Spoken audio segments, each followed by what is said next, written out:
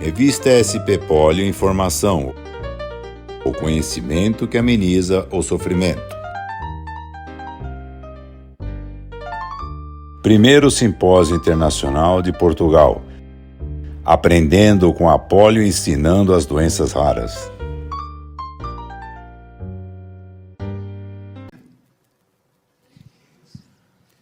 Esse trabalho começou com a minha mulher.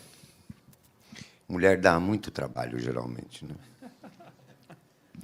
E minha mulher, um dia eu estava dormindo, quando ela veio passar a mão no meu corpo e falou: amor, eu gostava tanto do seu bumbum, ele desapareceu. Eu fiquei muito preocupado com isso, porque eu gostava do meu bumbum. Nessa mesma época, a gente foi convidado para dar uma aula de sarcopenia no Congresso Internacional de Nutrição.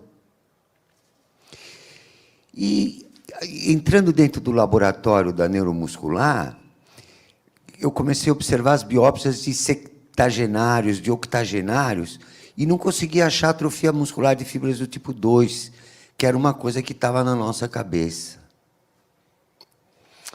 Então, a gente resolveu fazer essa apresentação de uma revisão da literatura baseado na nossa experiência pessoal. A primeira vez que alguém falou em sarcopenia foi Rosenberg, em 1989, e ligou, por isso que em forma de cruz, a sarcopenia muito à maneira de como nós vamos morrer.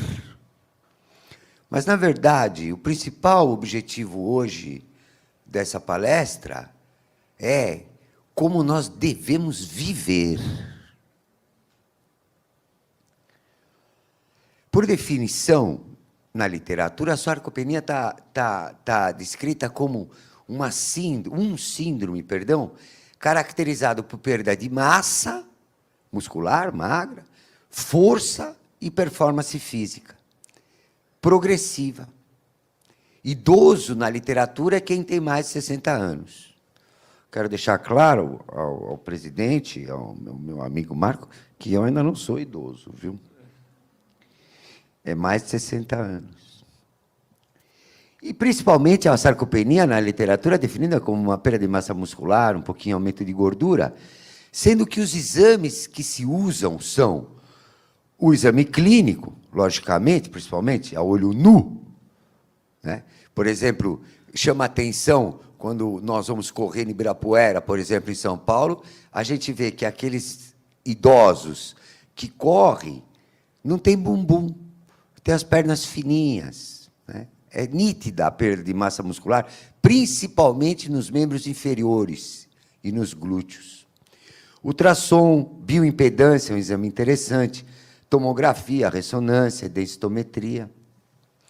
Porém, na análise da literatura, e eu agradeço ao Roberto Dias de ter feito isso com muito cuidado, ela não é uma entidade inteiramente compreendida. E existem fatores que participam dessa perda de massa muscular do idoso. Diminuição da inervação, diminuição do ritmo de regeneração muscular, diminuição da secreção de hormônios, aumento de mediadores inflamatórios, diminuição da ingestão proteico-calórica, inatividade, aposentadoria e expressão gênica. A gente vai comentar as coisas mais importantes desses cofatores de sarcopenia. O mais importante deles é a diminuição da inervação. Então, o que diz a literatura? A literatura diz, antes disso, que, na experiência pessoal, é um orgulho para nós da Unifesp dizer que nós estamos chegando a 12 mil biópsias no Brasil, que é o maior arquivo de patologia muscular do nosso país. E que, somadas 13 mil biópsias com correlação clínica no exterior, transforma a gente numa experiência de 25 mil biópsias musculares com correlação clínica durante a nossa vida. O distúrbio da inervação, pela literatura, ele diz que conforme a gente envelhece, a gente perde 25% dos motores alfa do encéfalo, que é um problema ou de Deus ou da natureza. Mas é um fato. A diminuição do número de neurônios motores do corno anterior da medula e do número de fibras mielínicas. Isso é um dado de necropsia. E a diminuição do número de fibras musculares, que é um número da necropsia. Então, vejam bem, já na literatura a gente percebe que nós não estamos falando de atrofia muscular. Nós estamos falando de um processo biológico da vida, da perda de neurônios e da perda de fibras musculares. Aqui um slide de um corno anterior com um só corpo celular.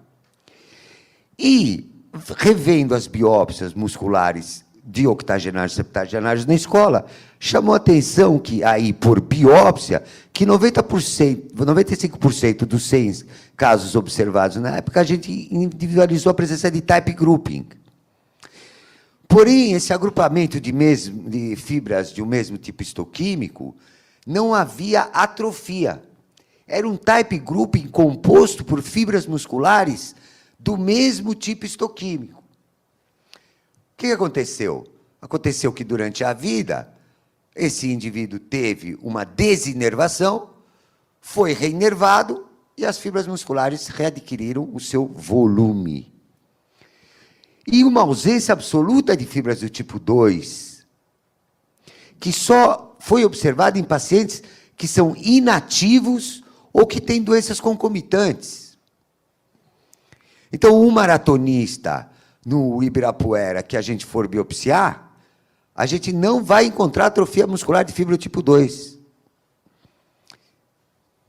É lógico que a gente não vai fazer autópsia nele, né? Para ver se ele perdeu o neurônio no corno anterior, né? E, na eletroneuromiografia, uma diminuição do número de unidades motoras, comprovando o substrato anatomopatológico. Muito bom. Aqui uma imagem de type group de um desses octogenários, ó. Agrupamento de fibras do tipo 2, agrupamentos de fibras do tipo 1. Mas sem atrofia. E aqui, com comorbidade, com uma doença neuromuscular associada, onde eu vejo as fibras do tipo 2, aqui na TPase pré-incubada no pH 9,4, com uma predominância tranquila de fibras do tipo 2. Pode chamar que aqui tem uma atrofia de fibra do tipo 1 atrófica, mas a predominância de tipo 2 é óbvia, né?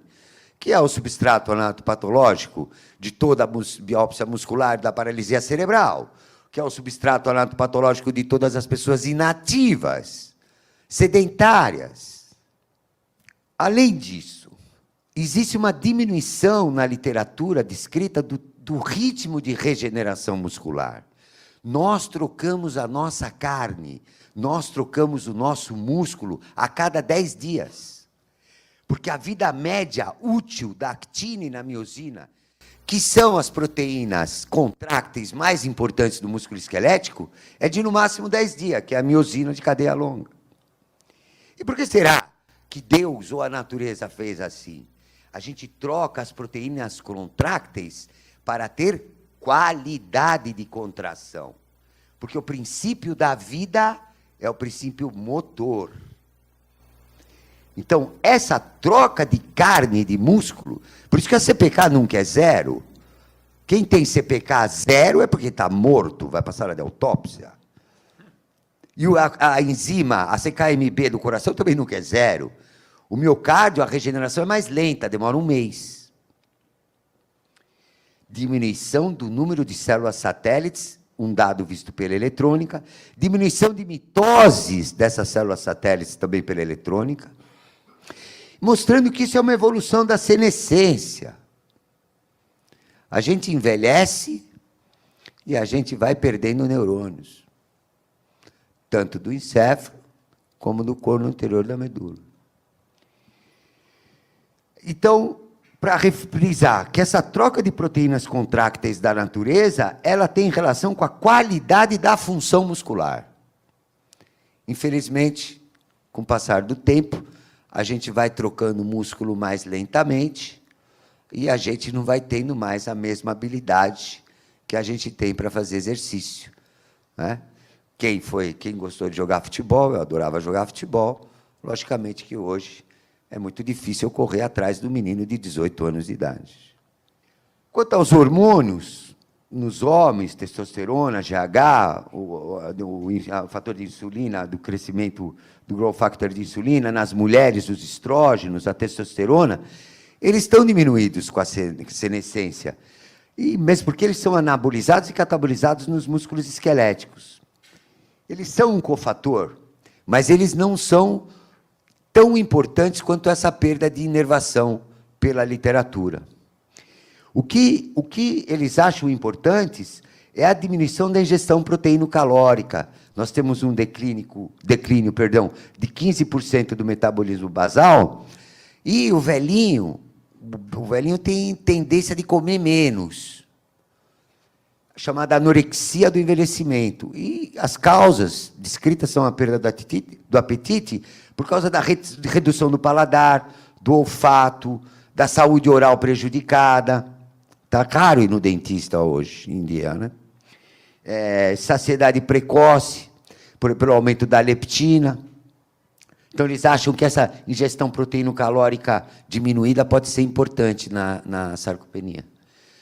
Outros, com fatores medicamentos, fatores biopsicossociais e econômicos. Portanto, discute-se no idoso se eles necessitam tomar suplementos. É uma discussão que não está finalizada. Outro fator importante é o estilo de vida. Fumo, álcool, drogas, medicamentos, sobretudo inatividade, né, que leva a atrofia 2, conforme eu falei, gera um ciclo vicioso. O idoso com falência neuromuscular e sarcopenia cai no banheiro, tem muita fratura, muita queda. Eu agradeço ao professor Acari, que me orientou de eu colocar tapete no meu banheiro para não cair, não escorregar e não entrar nesse círculo vicioso. Mas o maior acidente de velhinhos é dentro do banheiro. E aí eles ficam inativos e entram nesse círculo vicioso. E um dado interessante é que na literatura metilhistidina, que é um marcador, não comprovou a diminuição da síntese proteica, hein? A gente perde neurônios, mas não perde a capacidade de produzir proteína muscular. Isso vai ser importante agora no fim, para onde a gente quer chegar, que é a mensagem da aula. Quanto ao aumento de mediadores inflamatórios, segundo a literatura, as citocinas, as interleucinas 6, 1, TNF2, eles estão presentes quando existem comorbidades. Eles não podem ser responsáveis diretos pela senescência. Existe uma classificação pela europeia, da União Geriátrica, da Sociedade de União Geriátrica Europeia, que dividiu a classificação em 3 tipos, baseados em perda de massa, perda de força e perda de performance. Por quê? Porque nem todo mundo que perde massa perde força. E, mesma coisa, nem todo mundo que perde massa perde performance física. Então, segundo eles, o indivíduo pode ser chamado de pré-sarcopênico, quando ele só tem perda de massa muscular. Ou ele pode ser moderadamente sarcopênico, quando ele tem perda de massa e perda de performance ou de força. E ele é sarcopênico grave quando ele não tem força, quando ele não tem massa e quando ele não tem performance. Aí ele vai ficar doente. Porque perder massa muscular não é só perder habilidade. Quando a gente tem uma infecção, quando a gente fica doente, a gente precisa de anticorpo, a gente precisa lutar contra alguma infecção. A massa muscular é muito importante para fazer os anticorpos que defendem a vida da gente. Aposentadoria. É uma pena que eu não possa dar, pelas minhas características de personalidade, essa aula no Congresso Nacional. Porque discutir aposentadoria não possui nenhum significado em patologia muscular. É um fato de ignorância completa da condição humana. A aposentadoria não deveria ter discussão em lugar nenhum, a não ser que se ouvisse a mensagem final da nossa aula. Porque quem se aposenta, o que acontece com quem se aposenta? Adoece, perde qualidade de vida. Nós temos que trabalhar até o último segundo da nossa vida. Infelizmente. Por quê? Porque o indivíduo inativo, além de ele perder neurônio, ele vai ter uma atrofia do tipo 2 e ele está sendo desleal com a própria vida que ele ganhou. Quer seja de Deus, quer seja da natureza, quer seja da seleção natural, quer seja de uma divindade. Porque a vida conspira para a vida, hein? A gente não perde fibra do tipo 1. O coração não para de bater. O coração só tem fibra do tipo 1. Além disso, o sedentarismo leva a uma perda de capacidade aeróbica, né? E hoje o mundo é sedentário por causa dessas coisas aqui, né? Computador, tecnologia. Tem pessoas que passam o dia inteiro sentadas, né? Tem pessoas que usam um carro para se locomover a 3 esquinas de casa. Então, o esporte é muito importante. Para terminar, os fatores, a expressão gênica. O que se sabe de gene? Hoje em dia, a ciência só dá valor para as coisas modernas, né? É um grande erro científico só dar valor para as coisas modernas.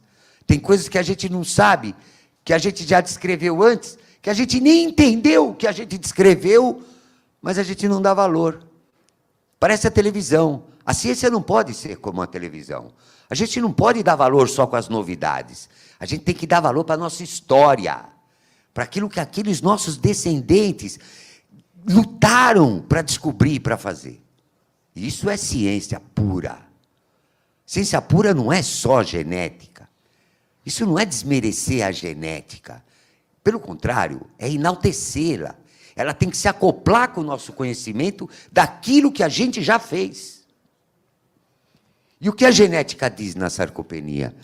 O SAGE, que é uma análise seriada de expressão gênica, ele é capaz, num segmento pequeno, de analisar milhares de RNA mensageiros. E tem diminuição de DNA mitocondrial e nuclear, de genes de dentro da mitocôndria e do núcleo celular. Então, existe, sim, uma diminuição de expressão gênica relacionada ao metabolismo do glicogênio e glicose também. É óbvio que na sarcopenia tem uma participação genética. Quem já não foi numa academia de ginástica e viu meninos levantando peso 2 horas se olhando no espelho e o músculo não levanta 1 centímetro? E não vai levantar nunca, porque ele não tem constituição genética para fazer hipertrofia muscular. Tem outros que dá raiva, que chegam lá, fazem 3 repetições e o músculo incha. Então, é óbvio que a constituição genética faz parte do quadro para a gente entender sarcopenia. Mas ela ainda está muito aquém de ser totalmente estudada, porque apenas 2% dos genes que expressam as proteínas musculares foram considerados na literatura até a data de hoje, onde a gente fez a revisão bibliográfica. O problema é muito grave, porque estima-se para 2025 33 milhões de velhinhos no Brasil. É uma invasão de idosos. Nós vamos ser o 6º país do mundo cheio de velhinho. Se a gente hoje, se a saúde pública do nosso país é hipócrita, que não consegue cuidar da população, eu fico imaginando meus netos e os meus filhos Como é que a saúde pública vai fazer para cuidar de 33 milhões de velhinhos doentes? Onde é que está o dinheiro para cuidar de tanta doença? Então, o problema é muito grave, e a questão filosófica quanto à condição humana é muito interessante. E, além do mais, a sarcopenia não está incluída como doença na Organização Mundial da Saúde, até hoje.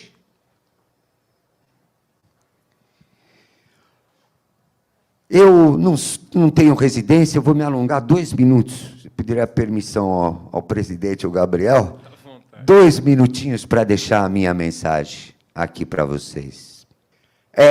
Eu não tenho residência em neurologia.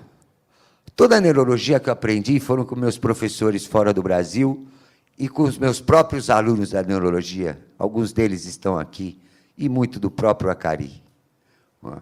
Mas eu sei que a neurologia é linda, que a propedêutica neurológica é maravilhosa, mas eu sei que em neurologia, às vezes, a gente faz um diagnóstico brilhante e a gente fica de mãos atadas para tentar melhorar os nossos pacientes. Mas, nesse caso da sarcopenia, a gente não precisa de medicação. O tratamento... Só lembrar que os andarilhos e os maratonistas podem cursar com sarcopenia. Foi tentado no tratamento que a suplementação hormonal ela não é eficiente. Eu adoro que isso foi constatado na literatura, porque uma das frases que eu mais amo dizer é que a saúde não se compra na farmácia.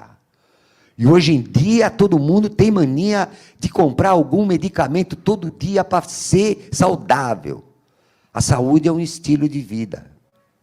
Não se compra na farmácia. Não se pode curar a sarcopenia com suplementação, nem com hormônios. Eles não têm essa capacidade. Além do risco de morte súbita, eles também têm o risco de reações adversas com o aumento de neoplasias. Eles são potencialmente neoplásicos. Então, o tratamento de ouro pela Associação Australiana de Ciências do Esporte, uma associação de notoriedade internacional no tratamento da sarcopenia, é tratar desse aumento da síntese proteica, beneficiar de forma cardiovascular, prevenção de perda óssea, com a prescrição do esporte, de exercício. Uma coisa que vai 33 milhões de pessoas podem ter uma vida melhor praticando esporte, segundo eles, de acordo com exercícios de resistência e anaeróbicos. De que maneira? Usando 8 ou 10 grupos maiores musculares, quando atingir 12 repetições, aumentar um pouquinho o peso, sets de 2 a 3 com descanso de 1 a 2 minutos, 1 a 3 vezes por semana. Se nós, quase idosos, pudéssemos fazer pelo menos 1 vez por semana exercício anaeróbico, a gente melhoraria bem já a nossa massa muscular. Não segurar a respiração, e a duração seria menor que 1 hora. Na minha experiência pessoal, os pacientes que a gente tem feito reabilitação de sarcopenia, a gente tem usado suplementos, creatina, aminoácidos essenciais, e 20 miligramas de oxandrolona em média, quando eles não têm história de neoplasia. Com um resultado muito legal. Em vista de tudo isso, humildemente, a gente gostaria de mudar o nome da doença. Sarcopenia não é um bom nome, porque nem todo mundo que perde massa muscular é porque tem atrofia muscular. Primeiro, qual a vantagem de mudar o nome da sarcopenia? Primeiro, conscientizar a população. Conscientizar os indivíduos, de que fazer esporte não é uma questão de beleza, é uma questão de saúde, em primeiro lugar. Segundo, que a melhor maneira da gente não ficar doente é a gente ter um estilo de vida saudável. Terceiro, refrisar que sarcopenia não é igual a atrofia muscular. Quarto, academicamente, todo conceito que a gente faz tem que estar intimamente ligado à nossa observação científica. A gente pode escolher. Vocês que são jovens podem passar isso para os seus pais. A gente pode morrer assim, viver assim, uma biópsia muscular onde só tem sacos nucleares, atróficos, com dificuldade para levantar da cadeira, dificuldade para subir escada, para se agachar para pegar alguma coisa, para levar uma mala no aeroporto. Ou a gente pode morrer assim.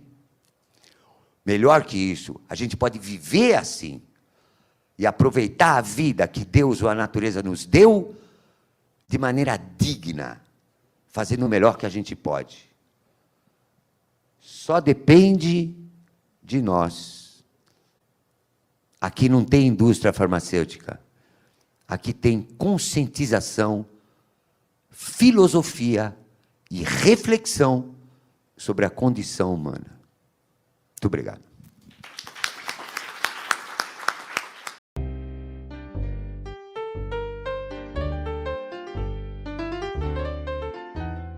Primeiro Simpósio Internacional de Portugal. Aprendendo com a polio e ensinando as doenças raras.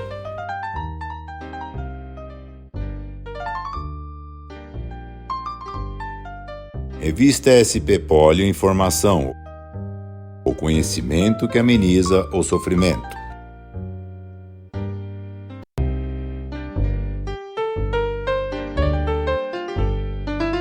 Obrigado a todos que assistiram o vídeo. Se você gostou, deixe seu like. Ou se não, deixe seu dislike e comente. Diga o que achou. Se você é novo no canal, inscreva-se. Se já é inscrito, verifique se a sua inscrição está válida.